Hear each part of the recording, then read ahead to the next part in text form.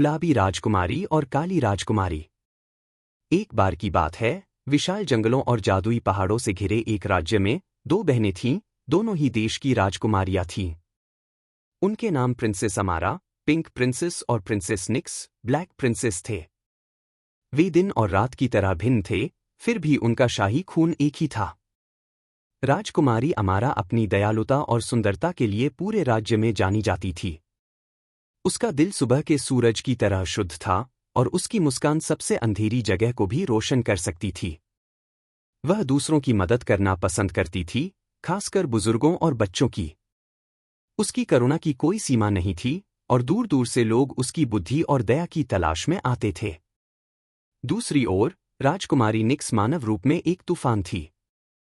उसकी आंखें क्रोध से जल रही थीं और उसका हृदय, जो कभी गर्मी से भरा था, कड़वाहट से ठंडा हो गया था।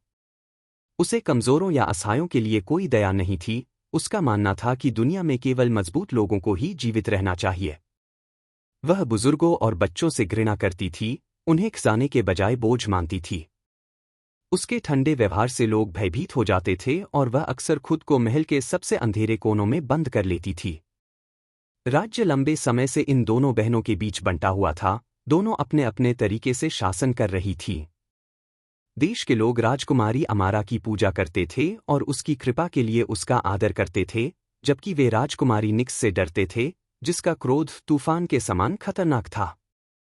दोनों राजकुमारियां शायद ही कभी बात करती थीं और उनके मतभेदों को पाटना असंभव लगता था। लेकिन एक दिन राज्य पर एक बड़ी विपत्ति आई। एक भूली हुई बुराई से जन्मा एक अंधकारपूर्ण अभिशाप पूरे देश में फैल गया। फसलें सूख गईं, नदियां सूख गईं और एक गहरा अंधकार लोगों के दिलों को निगलने लगा। राज्य विनाश के कगार पर था। भूमि को बचाने की बेताब कोशिश में राज्य के बुजुर्गों ने दोनों राजकुमारियों को सितारों के प्राचीन मंदिर में बुलाया, जहां जादू का सार रखा गया था। मंदिर के दैवज्ञ से पता चला कि केवल प्रकाश और छाया दोनों का मिलन ही भूमि पर आए अभिशाप को तोड़ सकता है।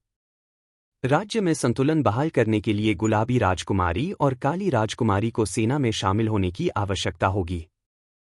राजकुमारी अमारा, अपने सौम्य स्वभाव के कारण, अपने लोगों की मदद करना चाहती थी, तुरंत सहमत हो गई। लेकिन सहयोग के लिए मजबूर किए जाने के विचार से क्रोधित राजकुमारी निक्स ने पहले तो इनकार कर दिया। उसका मानना था कि वह बल और शक्ति के माध्यम से अपने दम पर अभिशाप को संभाल सकती है। हालांकि जैसे जैसे दिन बीतते गए और राज्य कमजोर होता गया, यहां तक कि राजकुमारी निक्स को भी यह दिखने लगा कि केवल एक साथ मिलकर ही वे अंधेरे को दूर कर सकते हैं। अनिच्छा से वह सहमत हो गई और दोनों बहनें अभिशाप के स्रोत को खोजने के लिए यात्रा पर निकल गईं। रास्ते में राजकुमारी अमारा की दयालुता और साहस ने उन्हें कई चुनौतियों से निपटने में मदद की।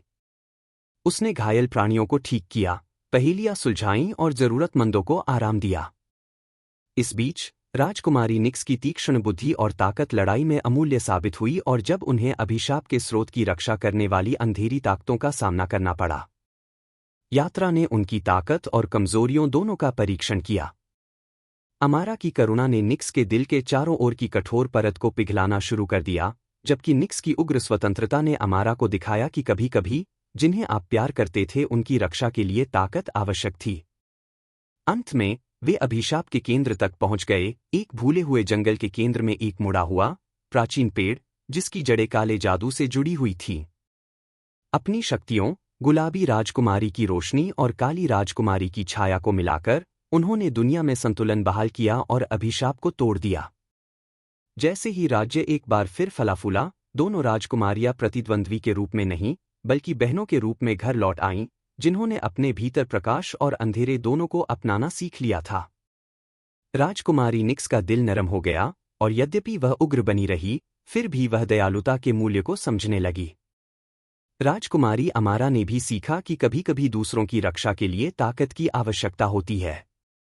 और इसलिए राज्य दो राजकुमारियों के शासन में फला फूला, एक उजली और एक अंधेरी, जिन्होंने अपने मतभेदों में ताकत पाई थी और उस भूमि की रक्षा के लिए एकजुट हुए थे जिससे वे दोनों प्यार करते थे।